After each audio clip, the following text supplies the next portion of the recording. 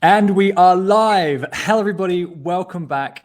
I'm delighted today to be joined by Harry Halpin. He's the CEO of Nym Technologies, and we're going to have what I think is an incredibly important debate around the topic of privacy and data protection in Web2, Web3, and the wider world. Harry, how are you getting on today? Are you well? Going pretty well. I'm currently calling in from Beirut, Lebanon, where I was giving an intensive cryptocurrency course because the people here are dealing with hyperinflation and of course is the everyday privacy issues, um, which everyone has to deal with. Like, how do you make sure that possibly some sort of enemy nation state isn't looking at your communication, or just how can I access Netflix properly? And these are all really questions that I'm dealing with both personally and with people here every day. There we go. So already a very broad spectrum of use cases or issues that you're interested in tackling, and we'll go across the full spectrum today because I think it's important for people to understand at an objective level, why does privacy matter, or why does protecting our data or our metadata matter in the world? Who are the bad actors, or really just a case of how can we give people more agency in how they manage their data, and why does Web3 and decentralized tech help with that? So I know Nym's been championing the cause for a long time. It's one of the biggest names in Web3. For those who've been around for a long time, Nym will have a certain value or a certain cachet to most people. But for those who don't know about you and about Nym Technologies, could you kind of give us a little bit of the origin story? What have you guys been working on, and what's the kind of key story about Nym? Yeah, so I'm the co-founder and CEO of Nym Technologies. So we're a Swiss-based startup focused on privacy. We have pretty large group of people, about 40 or so, and we have produced essentially working privacy solutions based on blockchain technology. In particular, what we have built is a mixnet. The story of Nym comes actually from the Snowden revelations, when various European governments were very upset that they, even the Prime Minister of Germany was being spied on by the NSA, and they said, "Is it possible to build software that can prevent even the NSA, somebody with a God's eye view of the internet, from spying on me?" And we, as a bunch of, at the time, researchers, I'm at the time working for the French government at INRI de Paris, I said, yes, we can. And myself and George Denises, Claudia Diaz, and others, we built the first version of the software. But then push comes to shove, we decided that we wanted to make a startup from it. We wanted to bring this level of privacy into the hands of ordinary people. So we essentially use a blockchain to discover what we call a mixnet, and a mixnet mixes packets together on a large scale. And that's what kind of defeats the NSA level adversaries. And if it can defeat the NSA level adversaries, it could defeat probably any adversary that you're worried about that could be spying on you. There we go. The NSA is probably the final boss of all final bosses in terms of the level of sophistication or the level of complication of the problem. I'm interested from your background. Was privacy always something that you felt particularly drawn towards as a problem statement? Was that something that kind of pre-existed your research days? I mean, I did my PhD at University of Edinburgh, up in the UK, in the Scotland to be precise. And at first, I was actually much more interested in artificial intelligence. My PhD thesis was more on language models, which are now very hot thanks to ChatGPT. But while doing my thesis and playing with these artificial intelligence tools, which were fairly powerful even 10 years ago, it occurred to me that these tools could be easily used to take away people's privacy.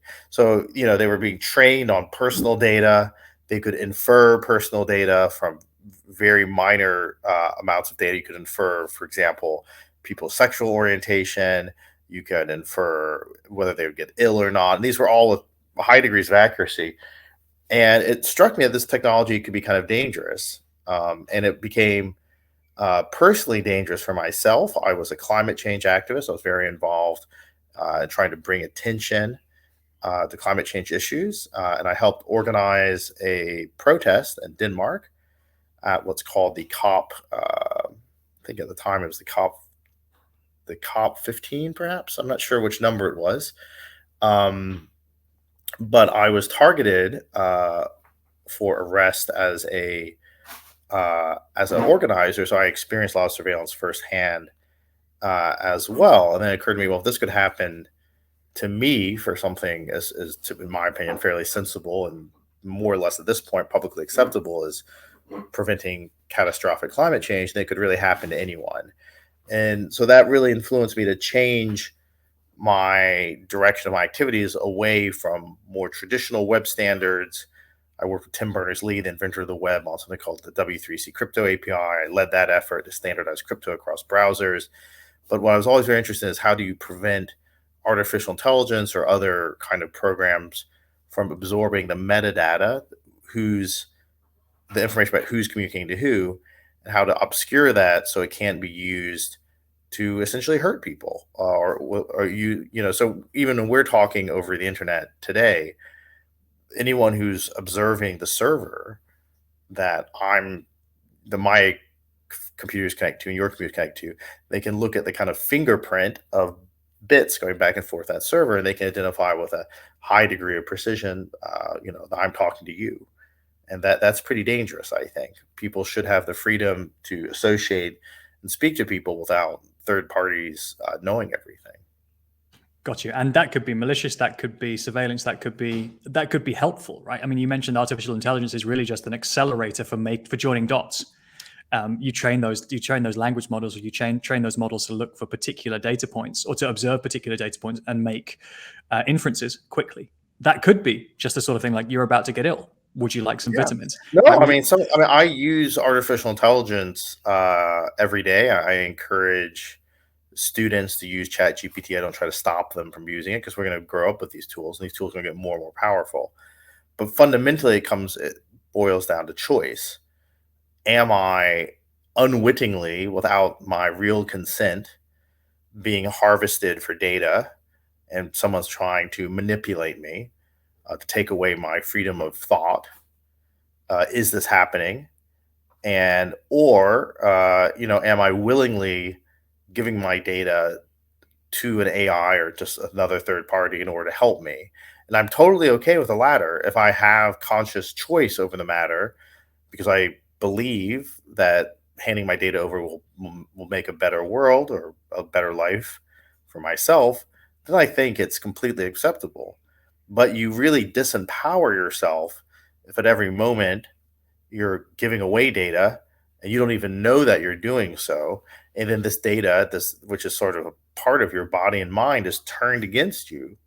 So it's used to manipulate you and control you. And I think that's the real danger. So I think, it's really all about choice and freedom, and giving people that level of elementary freedom in terms of control over their data and who knows what about who. Got it. A really strong start.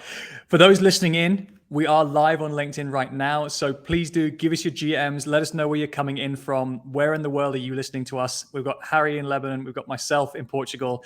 I'd love to know where the rest of the community are. Again, if we can tailor the content or some of the discussions and examples around where you guys are in the world, the more the better. So give us your GMs in the chat.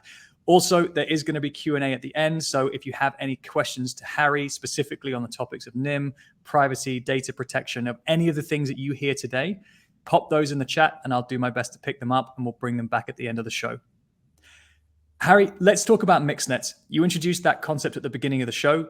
Tell us a little bit about how they work and why are they particularly important? Yeah, so mixnets were invented by David Chaum, a very famous cryptographer in the kind of early 80s. And the way you want to think about it is, if you're trying to hide information from someone or something, there's effectively two components to the problem. One is to hide the content of the information, and the second is to hide the fact that you're communicating with someone else. So if I'm hiding the content of the communication, I encrypt it. That's what happens when you see this lock in your browser.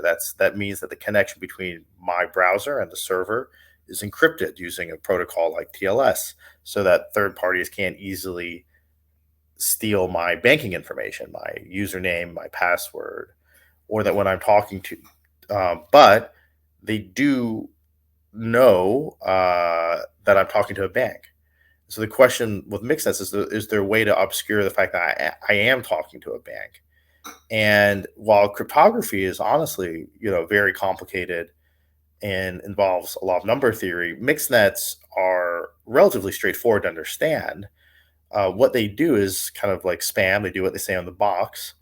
It mixes the packets together. So packets come in from different users talking to different people. Those packets are mixed together, shuffled like a deck of cards. And then after a certain amount of mixing or shuffling, they're released. And we have several kind of unique takes on this technology.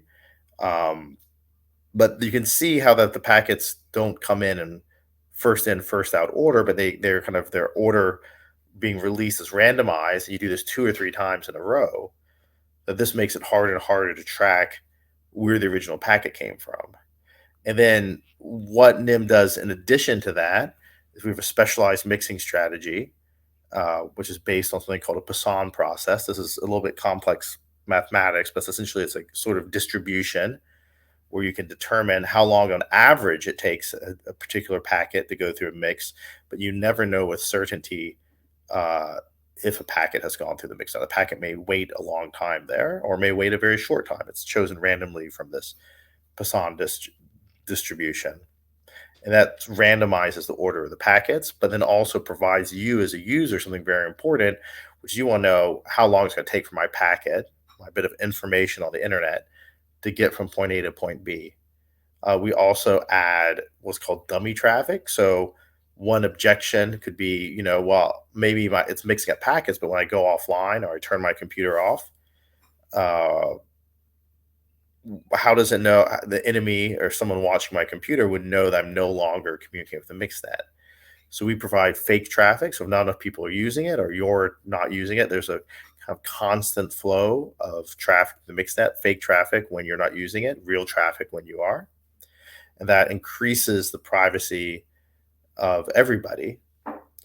And then I think that the second main innovation of NIM is that essentially, the blockchain won't save the world, but it does have some uses. And one really important problem when you connect to Mixnet, which you can view as a kind of VPN on some levels, like a super VPN, is you have to find the first connect. You have to somehow, where's the entry point? How do I get inside?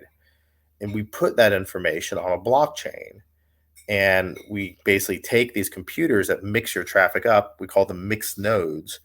And we give them a kind of ranking or reputation score using a NIM token. And the combination of these two things, blockchains being somewhat censorship proof and peer-to-peer broadcasting, combined with this more strict mixing process, allows you to discover where the first hop into the mixnet is, and also allows you to basically choose a reliable and get high quality of service in terms of bandwidth, in terms of speed, in terms of things that people that use VPNs and mixnets are interested in from this kind of new mixnet technology. So that's really the key of what a mixnet is. I don't know, was that sufficient? Did that make sense? Super helpful, and I like the VPN analogy as well. Right, I've seen you present before where the kind of VPN is just point to point, but there's a redirection in the middle, whereas a mixnet is point to point, but you've got a whole shuffling that goes on in the middle, which I think you've verbally explained very well. What I am curious about, I want to take a second on the VPNs. Go for it. It's important to remember that when you're using a VPN, that the VPN is encrypting your traffic to the VPN and it's hiding your IP address behind the VPN's IP address. But any website you're visiting to gets the VPN's IP address. And the VPN itself has 100% transparency into what you're doing. So maybe let's say I'm going to my bank, I'm going over VPN. Now maybe my ISP, my telco provider, doesn't know I'm going to the bank. They just think I'm going to VPN. But my VPN provider knows that I'm going to the bank. And that could be dangerous. A lot of these VPN companies are very shoddy. Who knows who's running them? It's a bunch of random people you may or may not trust. Personally, I trust very few VPNs. The nice thing about Mixnet is you don't have to trust NIM. You don't have to trust me. The mixnet just mixes up the packets in a trustless and decentralized fashion, and it goes through more than one node. So it's impossible with large statistical bounds, uh, unless, like, 80% of the network is corrupted by an adversary, for them to basically decrypt and de-anonymize your packet. And that's really important, that the mixnet itself, you don't have to trust me, you don't have to trust my CTO, you don't have to trust my programmers, you don't have to trust the people running the nodes themselves. You have to the trust is distributed and decentralized throughout the entire system. So VPNs are inherently centralized, and you're inherently putting your trust in the VPN provider, and that's not the case with a mixnet or Tor, for that matter. Very good point. And what I'd love to double click on is the unmixing process, right? Because I think people can visualize or imagine the shuffling process, right? At some point, you want to communicate with another peer or somebody else on the network. It could be with a business, it could be with an individual, it could be with a government, it could be with whoever else, right? You are sending a packet of information. You're going to send it. It's going to get scrambled. How does the person on the other end unscramble? Yeah, so it's actually, weirdly enough, it's a little bit similar to how the internet itself works. When I send packets to the internet, they have a kind of numbering on them, and they arrive often out of order, and it's up to your computer to take those numbers and say, look, this will put the things back in the right order, and then we'll understand what data is in the packet. And we at NIM, we use this thing called the Sphinx packet format to essentially take each of your whatever you're sending on the mixnet and divide into packets. Those packets are of equal size. If they're a bit too small, we add some padding, some fluff to the packet to make it all the same size, because otherwise you could distinguish packets based on their size. They go through the network, they go through the mixing, and then the receiver just sits there and receives these packets, and they can decrypt them. So when they decrypt them, they get what you can consider like a sequence number. So the packets which are fake, they just drop. If they get things out of order, they just wait till they get the packets in the correct order, the bits that they're missing, and they put it all in the right order, and then they can decrypt the entire message and do whatever data processing they want. And they can send acknowledgments back so let's say I send out a packet and it gets lost or it gets never received. I would never get an acknowledgement back, so I would then send again. And this sounds like a really slow and cumbersome process, waiting for these packets, decrypting them, putting them back in order. But actually, it can happen. In our case, we've seen performance on the mixnet. We can mix packets and ship them through at like about 500 milliseconds. So that's this whole process of sending packets through, decrypting them, putting them back together. This is all thanks to the magic of computers and high-speed encryption. This can all happen very quickly. Got you. Thanks for clarifying that. So, I mean, there's this constant flow of packets, but on both sides, the system or the algorithm will understand which packets are intended for who, and and the recipient will be the only ones who can drag those out of the algorithm and then be able to put them back. Yeah, the recipient's the only one that can decrypt them. And your packet's going to mix with other people's packets, but your recipient is receiving a mixture of junk packets and packets that were destined for itself. And then once it gets enough of them, it can put everything in the right order and then process that data, do whatever it wants to do with that data. So that could be browsing a web page, that could be sending a message through Telegram, that could be sending a Bitcoin transaction. All that works over the mixnet today. Got you. And I mean, that's about, I think, as concise and clear a description of what is relatively complex technology I think anybody needs to understand now. What I'd love to get into now is the why. The importance of protecting privacy, the importance of data preservation, because you introduced it at the beginning. It could be everything from just, I want to send something and not have it intercepted, versus I don't want to be surveilled. And I also don't want to create bias around this conversation in saying that all of this is about preserving and protecting ourselves from the NSA or from Big Brother or from the Illuminati or whoever else is out there to get us. Because actually, I believe that privacy is a fundamental right. It's a fundamental freedom. And the right to privacy, or the importance of privacy, can appear in a whole bunch of different places. So I'd love your take rather than mine on where are we seeing this be most important today, And what do you think, or what do we think are some of the applications that scale later on? Yeah, so I mean, I think you have to say that when you use privacy technologies, if like no one else is using it, if you're the only person using it, then you sort of stand out, right?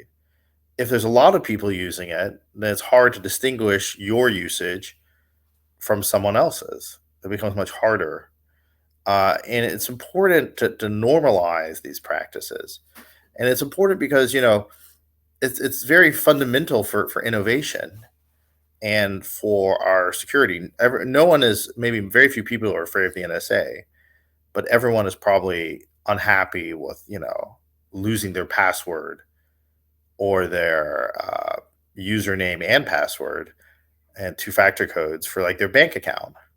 But before the invention of encryption, putting encryption on the net, it was basically impossible to buy things online. It was impossible to use PayPal and banking apps and We eBay. might be losing you on bandwidth here, Harry. Let me just do a quick check and make sure it's not mine, but we might be running a little bit low. If anybody in the chat can let us know, can you hear Harry clearly, or are we getting some robots? Yeah, it looks good it feels good to me. All right, let's give it another try. Sorry, Harry, to Okay, no, wheel you I'll back. just start again. Let's give it a Apologies. bash. Does it work? Can you hear me now? It sounds clear now. Let's Okay, I'm not sure give it a what wheel up. happened there. But what I was saying is, very few people are concerned with the NSA, and rightfully so. But people should be concerned about crime, about identity theft, about being harassed or stalked, about simply being a victim of manipulation and advertising and fake news. All of this is becoming more and more predominant, and it's being focused on larger and larger swaths of the population. And mixnets are one of the few technologies that can really prevent this sort of devious behavior at scale. So it's kind of a killer app insofar as that I think it's about as fundamental to internet technology as encryption itself. Privacy should be just as important as encryption. Just as you have the right to access a banking app and pay for stuff without worrying that someone's going to steal your credit card number or steal your identity, people should be able to communicate over the internet privately without having to be worried that is going to know who they're talking to and when they're talking to them exactly, and use that to predict their behavior, manipulate them. There's been work from MIT by Sandy Pentland that shows that up to 80% of behavior can be predicted simply by watching who's talking to who and when, and ignoring what they're saying, which is incredibly dangerous. So I think that we'll see these kinds of technologies that violate privacy being used not just by governments, but by companies and by cyber criminals in order to, for example, crush their identity theft, in order to crush competition. And I think privacy is fundamentally not just important for human freedom, which it is, but important for fundamentally allowing invention on the internet. And I say invention, allowing creative thinking and being creative. And the killer app will probably be something that looks like a VPN that anyone can just turn on and then feel safe and secure in their internet browsing, so that they don't believe that their telephone company or Google or Facebook or someone else is watching them. And I think that's possible, and we at NIM will deliver something in that space by end of the year. Something as simple to use as a little on and off button for internet privacy. All right. I mean, I'm sure that's not alpha, but I'd love to double click on that, or kind of share as much as you're able to at this time. So are we going to see a NIM VPN? Yeah, I think we'll probably see something as simple to use as a VPN by end of the year. Right now, if you use NIM, it's a little complicated. You have to basically, let's say I want to use NIM with Telegram, I have to open Telegram. I have to open what we call NIM Connect, which is a bit of software which enables this, the mixnet, and you have to then manually connect the two. It only takes a minute, but a lot of people won't do that. What we really need is a simple on-off button for privacy on the internet. And I think we will obtain that by end of the year. Now I'll send you a little invite code once it's working. Super excited to see that and give it a try, because I mean, the easier we can make the applications, obviously at the moment it's not embedded in the internet, right? TCP/IP and other internet protocols do not have this level of privacy baked in, and so No, we have to retrofit it, or we have to, you know. I used to work with Tim Berners-Lee, the inventor of the web. I worked on security under him. I worked on the IETF, the Internet Engineering Task Force, which invented TCP/IP in the 70s. And fundamentally, the problem with the web and the internet is they were invented in trusted, often very academic environments. There wasn't money going around. It was about researchers sharing data sets, sharing papers, and there was no theory that nation states or companies or criminals would try to harm people or influence them. And that's what's happening today. So we have to upgrade the internet, and it's one of, I think, our great generational challenges, is to make the internet fundamentally a space of freedom again, a privacy preserving space of freedom. Otherwise, it risks becoming a kind of corporate nightmare of control. I think that's very dangerous in the long run. I hear you. Or a wild west of kind of loose metadata that anybody can make inferences into, and so on. And I'd be really interested in your observations in some of the Web2 to Web3 movement lately, because this is something that I've observed, I've written about, and I understand where it's coming from. But when you see the likes of Meta, right? So Facebook, Instagram, etc., WhatsApp, and also Amazon looking at connecting doxed profiles to Web3 wallets, the first thing that you can observe there is that, okay, well, the second that you've got a doxed profile connected to a pseudonymous wallet, you now have a non-pseudonymous wallet, right? So that wallet is now forever attributed to you. And then because of Web3 and the way blockchains are organized today, all of the transactions, whether it's your wallet to someone else's wallet, payments that you've made, and so on and so forth, those financial transactions, while largely pseudonymous, are still open to interpretation and big data analysis. And I think that's risky. I think that's providing a further level of detail and data that, frankly, we shouldn't be giving to any social media organization. Yeah, it sounds crazy. Satoshi Nakamoto had some thinking about defending this against defending user privacy with pseudonymous keys. But now with ETH domain names, if I want to discover what NFTs Vitalik owns or how much ETH he actually has, and what causes he's donated to and who he sent money to, I can just walk over and with a domain scanner and look at Vitalik.eth, and I can see exactly what Vitalik has. It's public knowledge whose account is whose. You saw this morning when it looked like yesterday, sorry, where CZ said, Justin, don't try to partake in the SUI token sale, because you could see, everyone knows where Justin Sun's wallets are. You could see that Justin Sun was moving some of the Tron money into Binance, right? So you have these you don't want I like Twitter. I use Twitter a lot. I like LinkedIn. I post about what I'm thinking, where I am, what I'm doing, but I do that selectively. I don't do it for everywhere I am all the time. But what you don't want is your bank account to look like a Twitter feed.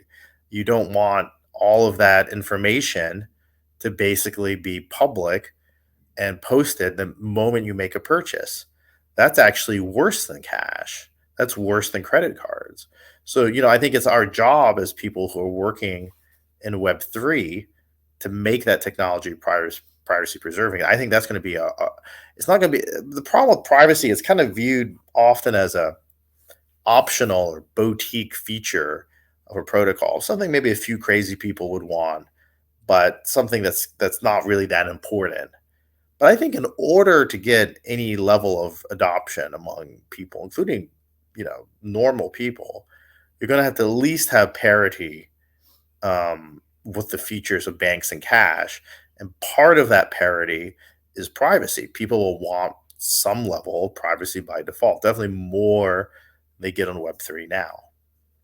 100%. And I think we need to try and normalize that privacy is something that people deserve, or that it's a right or it's a freedom, as opposed to it, like you said, being something that only conspiracy theorists find a value, because the more that we have digital assets that are held on blockchains, or the more that we see transactions between us and our friends' wallets that are on public infrastructure, that are up and available 24/7, but then available for anybody with a block explorer to go and look at, actually that's not necessarily a good thing all of the time. Yeah, and it allows for front running of trades. So if you're a trader, it's kind of bad for you. It allows for your social graph of who you've sent money to and what you've done to be mapped. It can be used to track information about particular companies and their movements. It's all incredibly valuable. People underestimate what you can do looking at that data. And right now, you have a rapid rise in artificial intelligence algorithms, which are very good at kind of predicting the future from past data. And while some part of me is excited to see that those artificial intelligence algorithms work on blockchain tech, another part of me is very worried that we will lose, having all of my financial transactions on chain will basically make me an open target for manipulation or hacking. No one wants to wake up in the morning and see their wallet drained of funds. And so we need privacy really badly on chain, and not just on chain. I mean, NIM operates primarily on the layer below the blockchain. We operate on the actual network level. So we want to disguise the fact that you're even talking to a blockchain, what blockchain you're using, when you're using it. And I think we can, make that default behavior for all wallets. So one thing that NIM is doing is we're working with a lot of other wallets. We actually got it working on MetaMask. We've got it working on Electrum and Blockstream Green, which are Bitcoin wallets. We've got it so that when you connect to your wallet, you have a light client, usually something on your phone or your laptop, and that connects to a full node, a computer somewhere on the internet, and that's just someone else's computer, and that we can disguise the location and your transactions from that full node to a large extent, so that we think that all wallets should at some point incorporate NIM so that they can basically get this level of privacy when they talk to the rest of the blockchain universe. Got you. And we're starting to get into the kind of the technologies and enablers. So we'll kind of jump onto the next one. And before we get into zero knowledge or the kind of the underlying technology primitives or capabilities, I wanted to take a beat on Tornado Cash, because that's one example of an application that was intended to be privacy preserving or data protecting, in terms of being able to move funds between parties without having the transparency or the same level of transparency as native layer one blockchains. And surely enough, certain national entities and regulators looked at that and said, that doesn't comply with our regulations. Right? We need to have financial transactions be visible. We need to have KYC for monetary value movements within our economic area. Therefore, this sort of privacy preserving technology is a bad thing. Are we ever going to be able to come back on that and have national regulators look at privacy tech saying, actually, you know what, we would like everything to be private all the time? Or do you think that's going to be a hurdle that we're going to struggle to overcome? Yeah, well, I think the U.S. government overreacted in the case of Tornado Cash. So what was happening is that Tornado Cash was suspected of the U.S. government of being used to basically hide the transfer of funds from various hacks done by the North Korean government back to North Korea. North Korea is on what's called a sanctions list. They're a sanctioned entity. It's illegal to trade with them, to send them money, to interact with them, basically. And therefore they're on this what's called the OFAC sanction list. And when it became, I think, clear to the U.S. government that North Korea was perhaps using Tornado Cash because they couldn't figure out how to stop North Korea, they said, well, it's easier to stop Tornado Cash. And they did something which is historically unprecedented, which is they put software itself on a sanctions list. Usually sanctions lists are for people, like terrorists, for example, or drug dealers or whatever, not for code. That's very unusual. So you might put like Hezbollah on a sanctions list, but you won't put, Windows on a sanctions list. The fact that they did that, I think, shows they were panicking and didn't really understand the situation very well. And then there was this mysterious arrest of one of the developers, who they claim was somehow helping people evade sanctions. Now, I want to make 2 points. First, uh, the first point is that that arrest and that putting Tornado Cash on OFAC sanctions, I think was just the wrong way to deal with it. If you want to stop North Korea, don't go after the code North Korea is using. Don't go after people that make code that can be used by anyone, and we can't tell if it's being used by North Korea or not. Go after North Korea. I think that's sort of obvious. If you have a problem with North Korea, then the U.S. government has a problem with North Korea, then the U.S. government should go after them. They shouldn't necessarily force other governments to or other people, and they shouldn't necessarily push so hard by putting code on a sanctions list. The second point is that the fundamental, it's a mistake to go after privacy and say it's only used for kind of bad purposes, because it's used for a lot of good purposes. Tornado Cash was used, I believe, to help fund Iranian dissidents who are trying to get freedom in Iran. Not just a few months ago. It's been used to basically just disguise people's transactions, people that don't want their ETH transactions connected to them. It's been used quite a lot by all sorts of people, and to take such a valuable service down shows a real lack of foresight.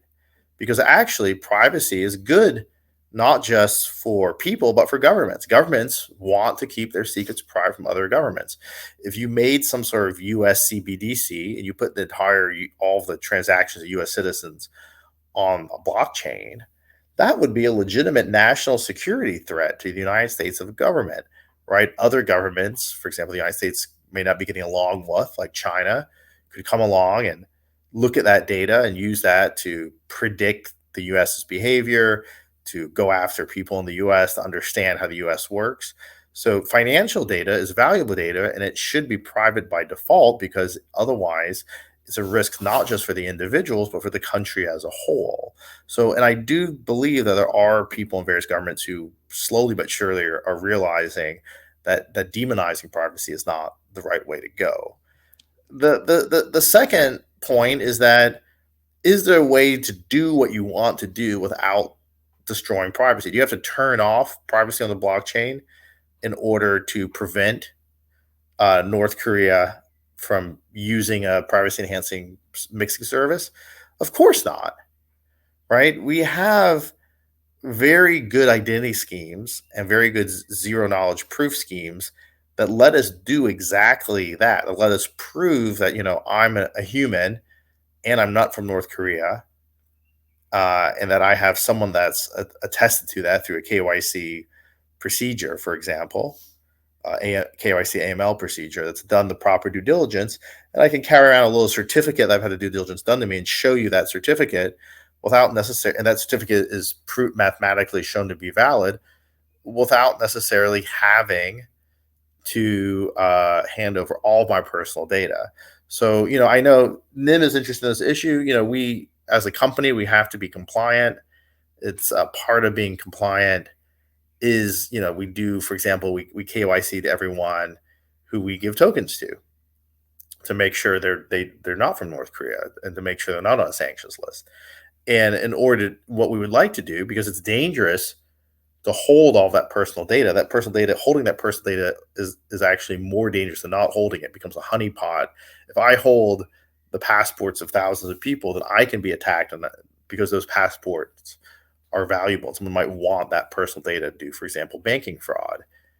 So it's better that we have a KYC system where people can prove stuff about themselves, selectively disclose it, without having to hand over all their passports and show it to the video camera and talk to someone and send the proof of residence and a bill.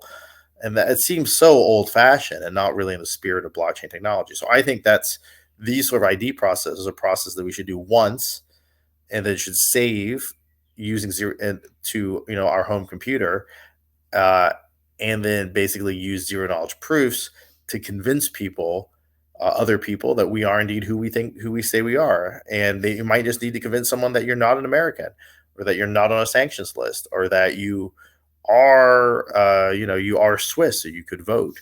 These sort of use cases, I think, will become more important. And zero knowledge proofs, which let you prove something without revealing anything else about the subject, will become essentially, I think, mainstream in the next 2 or 3 years. There's certainly been enough discussion, debate, and activity around them, which is super important because zero knowledge proofs have been discussed for about 5 or 6 years now. They're not new in the world, but we're starting to see them being applied at scale and the use cases for them being given more credence. I think it's important what you said about KYC, because if you take the Tornado Cash example, NIM is trying to do the exact same thing, right? So theoretically, somebody could sanction NIM as privacy preserving software if you continue down that road, which obviously would be bad news for you guys and wouldn't be something that anybody would want. The current regulatory way around that, as you described, is to then say, okay, well, all NIM users have to be KYC'd.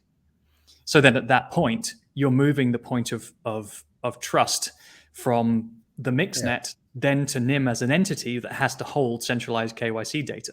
And so it's not a perfectly trustless system in that model anymore. Yeah, although just to be clear, because it's sometimes a little bit not obvious, because NIM operates sort of like a VPN. It operates on the packet level. So we actually don't have to KYC NIM users, thank God. That would be very dangerous. We don't want to do that, and we don't ever want to do that. And the reason is, again, holding that information is dangerous, and there's no reason to. And that's because under at least most government regimes, except some places like Iran and China, running a VPN is legal, and it goes by something which is called the intermediary lack of liability. So if I am an intermediary, I'm just a pipe which is shipping bits around, then I'm not liable for what's in those bits, just as Google isn't liable for what it indexes and presents as search results on the web. That being said, where you do become liable, you do have to apply all of this kind of KYC sanctions regime checks, is in the case of financial transactions. So there's certain lower limits and upper limits, and they kind of change. There's actually no lower limit to sanctions checking, to my knowledge, but there is lower limits to certain kinds of financial checks, and that these are to do with cryptocurrency. So whenever we transfer cryptocurrency, we have to be very careful. But when people use NIM, so far they don't have to. That being said, because we don't have to check people that use NIM, NIM is already blocked in China and in Iran, for example. So we're having to work with some very talented hackers from those regions to fix that as we speak. So we do think that that everyone should have the right to use NIM. But I do want to distinguish between what NIM does, which is provide kind of privacy over the whole internet connection, from privacy on the blockchain, where the blockchain is like an application running on top of the internet, where the transactions themselves can either be private or not. That's an important clarification, and apologies for kind of leading. Oh, no, I just want to make sure people knew. I mean, if you do win NIM in an award, we will have to KYC you, because we have to make sure you're not an American, for example. But if you just want to use it, you can download and use it and not ask us, and we will fight very hard to keep it that way. Exactly, and that's the question of, at some point down the road, is that where we end up? Because if anything can be obfuscated by anyone anywhere, obviously the financial regulation may be stronger, more pervasive at the moment, but where do we go next? Yeah, I'm very worried that governments will try to strip privacy rights away. But then, like I said, it's a poison cup, because as soon as citizens lose their privacy, governments then lose their privacy, and then the governments themselves losing their privacy means that, to a large extent, that they themselves can also become victims of surveillance and control methods. So, yeah, I mean, I centralized authorities for very important life-critical systems and monetary systems, that's something you don't want to see. Yeah, and I hope common sense prevails, so that privacy technologies are just considered, good hygiene for using the internet in the future. I think, and I hope eventually become a default usage. The scaremonger around is ridiculous, but the scaremonger around privacy, what we saw with Tornado Cash, happens every few years, and it happened in the 90s where they tried to ban encryption. Had they banned encryption in the 90s, had they, actually put Phil Zimmerman in jail for releasing encryption in public, we wouldn't have e-banking today. We wouldn't have eBay. We wouldn't have Amazon. We wouldn't have all these things that, to be honest, I think most of us take for granted and use every day. And on that same level, we have to defend ourselves in this new fight. And so one thing that NIM has done is we've taken all the Web3 privacy companies, everyone from Orchid, which is a kind of decentralized VPN provider, to Electric Coin Company, which are the companies behind Zcash, to Manta, which produces great zero-knowledge technology, to Secret, which is kind of a secure hardware company. All of the privacy-enhancing technology companies are coming together to work together to make sure that something like Tornado Cash doesn't happen again. And the big difference between what's happening now and the 90s is that because blockchain technology has been heavily funded, that, the people in the 90s were fighting back against the US government with very little resources. And we have a lot of lawyers and we have a lot of funding, and we're willing to take, if a government does something extreme to damage privacy and damage one of the members, I think operating together will give us a better chance of succeeding in court. And ultimately, when you fight for what's right, you will have to fight it out eventually. And we're just preparing a way for that. So that's called the Universal Privacy Alliance, and that's at privacy-alliance.org if you want to read about that. I think I would suggest most people do, and having a macro organization or a meta organization, whichever you prefer. Meta is probably a poor choice in this context, but having an umbrella organization that is funded to advocate for privacy in an objective way through modern and emerging technologies is something I think is useful in the world.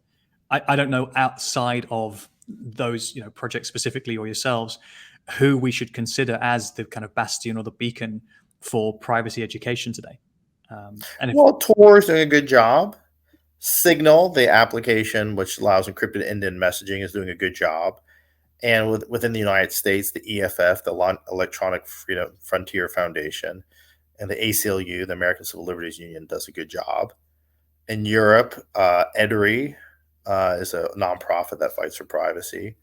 And you're seeing, Brave and other people, other web browsers stand up for privacy. So I think we're getting, on some level, things are looking scary, but then on another level, it just shows what's happening is actually more and more people are interested in these technologies and using them.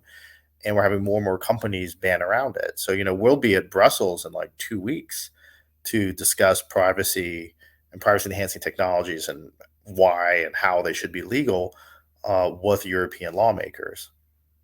That's super powerful. And I mean, great to see that it's happening. And I guess also very, very good news that there are a number of organizations that we can already look to in terms of those who are leading the line. So thank you for sharing that. And anyone who's listening in, take note, because there's already plenty more reading you can do following on this particular episode. I'd love to take a beat on zero knowledge as well, if we can, because we picked it up, we mentioned it, and I've seen zero knowledge explained in some very detailed ways. I've seen and heard zero knowledge explained as magical math, which is possibly the least accessible way of describing a technology if you want to believe in it and follow it. How do you talk to others about ZK and why it's useful? We consider ZK to be, privacy is basically a holistic property of an entire system, right? So I'm using a VPN, but then I use the VPN to access Facebook. Even if I'm using the VPN, Facebook knows where I am, right? So you have to have privacy on all layers of the system. And NIM is a mixnet that operates on the lowest level, because if you don't operate on the lowest level, it's like building a castle out of sand, right? Eventually the tide will come in and your castle will fall apart. But you also have these higher levels, including blockchain technology. And what is blockchain technology trying to do fundamentally? It's trying to make sure, why do you have a blockchain to begin with? It's both to ensure some level of decentralization, but also to ensure, that there's only so much, for example, Bitcoin or tokens printed, that there's not secretly a lot of inflation going on, that everyone that the SEP is trustless. I don't have to trust a centralized third party for control over my money or my digital assets. And the question is, if everything was encrypted, you kind of think about, if everything was just take a blockchain and just magically encrypt all of the units on it, all of the blocks, how could I guarantee those properties? How could I say, well, how do I know that this person really has this amount of money, or that I really have this amount of Zcash or Monero, or that how do I know that the Zcash team isn't secretly printing more Zcash? I could tell with Bitcoin, I can count it up, it's 21 million, but how do I know it's Zcash? And that's really where zero knowledge proofs come in. And I mean, there's no good explanation of zero knowledge proofs. I mean, I have dealt with them for a number of years now. When I was working at MIT, Madars Versa, a friend of mine, was working on this thing called libsnark, which later became Zcash, down the office. And we always thought that the explanation in Wikipedia, which involved these caves and whatnot, was passed through caves, was quite bad. But then the actual math is a little tricky. The way that I would say, the way to think about it is that the nice thing about computer programs is that they're universal. There are certain things that computer programs can do, which can be broken down into basic bits of logic, like X and or Y, for example. And that these particular kinds of breakdowns, adding stuff, subtracting stuff, that's what you need to understand how much money you have, what the inflation is. And that these kinds of what you would consider constraints, maybe, that build a computer program or some checking of a computer program, these can be mapped to kinds of math, in particular what's called polynomial equations. And these polynomial equations essentially can serve as constraints. So you can prove that something is true while there being many other things which are not proven about a particular mathematical constraint system. So I can say, it's true that I have this much money, or it's true that when I spent money, I didn't go beneath zero, right? I can prove these kinds of things by essentially mapping them to a little computer program, which says, yeah, this number in this guy's account, it's always above zero. And then that maps to a kind of mathematical equation, which then I can basically make a statement about, and which doesn't reveal anything else. And that's not maybe that is actually what's going on particularly with Groth 16. And there's many different zero knowledge systems.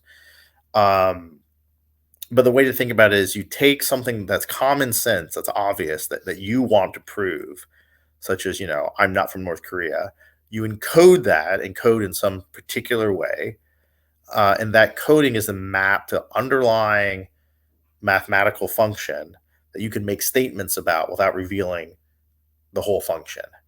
And that's probably not the best explanation either, but that is, I think, at least fairly accurate. It's helpful, and I've struggled myself to try and describe this. It's essentially there is a pool of data that you will have others, create inferences on, without sharing all the data. You're going to come back with a question. You're going to respond to a question. Am I old enough to enter this facility? Am I on a country that has a sanctions list? I'm not going to tell you my address, my age, my date of birth. I'm not going to give you any other credential other than what's needed to answer the question you have. Although I accept that you are asking me this question. I've bought into the idea that you are going to figure out what my nationality isn't in asking that question, and I'm okay with that in this system. So we called it, we have a particular zero knowledge scheme that we use at NIM, which is currently in testnet and moving to mainnet, called zk-nyms. And the way to think about those, which are a little bit easier to understand than like standard zero knowledge proofs, is that it's kind of like an ID card. And I could show this ID card to someone. And when I show my passport to someone, I want to prove, let's say that I'm an American. When I show that ID card to someone, it reveals a lot of stuff about me that's not really that interesting about not necessary to reveal if I'm just trying to prove I'm American. It reveals my birth date, my place of birth, my full name. Reveals quite a lot. But imagine there was a kind of passport that you could pull out, like you don't have to even open it. It just says, look, it's the American passport. He's holding it, and that's his picture. That's him, but we don't need to know anything else about him. Or if you could pull one out that just showed your birth date, but kind of scramble the text on your name. And that's the kind of use cases that this technology enables. And I think zk-nyms, which is the technology that NIM is using for zero knowledge on the blockchain, is very powerful and very general purpose, and will have more and more usage. The important thing for us, I mean, what are we interested in, right? If we're going to run this thing like a VPN company, we're interested in taking payments. But you want to pay for privacy. You want to give your credit card data with your name and the credit card information to a third party, maybe your address usually, to verify in order to have privacy. Well, that seems very privacy invasive right there. So we hope we can use zk-nym, zero knowledge proofs, as a way to do private payments. So you can pay us for privacy, and we don't need to know who you are. We don't need to know when you're accessing the mixnet or why you're accessing the mixnet. You could just do it yourself. And we think that's a really important use case of private payments. That's a really good one. You're basically creating the zero knowledge CRM. It's saying, I want you to be my customer. I want you to pay me money. I want you to use the service that I'm providing, but I don't want to know who you are. Yeah. And I think we can create that technology today, and that might give people more confidence in using the service because they will know that we don't know, we can't dox them, we can't identify them, but they can still prove that they paid for the service. And I think as zero knowledge CRMs, these sort of things could become very important, right? Right now there is simply just too much personal data floating around, and half sentient life has had their passwords hacked, and this is at some point just going to get unacceptable as more and more of our life moves into the digital space and the internet. Love that. I think the zero knowledge CRM has got a huge amount of applications out there on the internet, and a number of online services today that would love to have your money, but you don't want people finding out that you're serving or that you're buying services from. Very, very, very long list. I'm conscious we've got a couple of minutes left, Harry, and I probably want to ask one more question, then maybe we'll take one from the audience. Is how do we create more agency in having people manage privacy? Because the underlying infrastructure or layer zero sitting underneath a blockchain in what NIM is today is not necessarily an application that most people can use. We talked about embedding NIM or privacy preserving or data protection capabilities in wallets or apps. How do we get this on the radar and in regular active usage of more people more of the time? Well, I mean, I think if you look, there have been huge success stories in privacy over the last few years. People may not know this, but Signal, which was encrypted end-to-end messaging, was originally viewed as a sort of weird thing that only weird people who wanted privacy would use. But actually, Facebook was like, I am so tired of responding to government data requests about WhatsApp, that they just enabled end-to-end encryption on WhatsApp using something that is basically the Signal protocol. And that's the same thing is happening now. Elon Musk is discussing, can I turn on end-to-end encryption with Twitter DM so that me, Elon Musk, I can't read your Twitter direct messages? That's been on the cards for a number of years now. And so at this point, if you're using WhatsApp, if you're using Facebook Messenger, even a lot of these chat applications have end-to-end encryption. I think it's going to be the same with privacy, that originally privacy will be taken up probably by a few cutting edge individuals, people that already use things like VPNs, just want a better VPN. And that might be a pretty small percentage of people. Not clear. I mean, VPN usage is like 1 out of 8 people on the planet. So maybe, let's say, 1 out of 10 people's interested in privacy. So maybe 1 out of 80 people would be interested in using something like NIM. Small but sizable. But that as more people demand privacy from their applications, and more and more companies realize that privacy can save them money, so they don't have to respond to so many requests, that they don't have to hold so much user data, that reduces the threat that their threats of being hacked, their threat of losing customer data, that privacy will become more and more acceptable and will eventually just be the default. I don't want people to have to install an app just to become private. Right now, that may be what you have to do. I would like people fundamentally to be private by default. So how do we reach large users? I mean, we have been talking to Brave for a number of years now. We think at some point, some of the Web3 browsers, like the Brave browser, will just enable privacy by default, similar to the Tor browser does today. And that this will slowly kind of snowball so that more and more apps become privacy preserving by default. And then you'll be viewed as a weirdo, as an exhibitionist for someone that wants to, like, I don't know, put all of their data on a blockchain and let the whole world see it.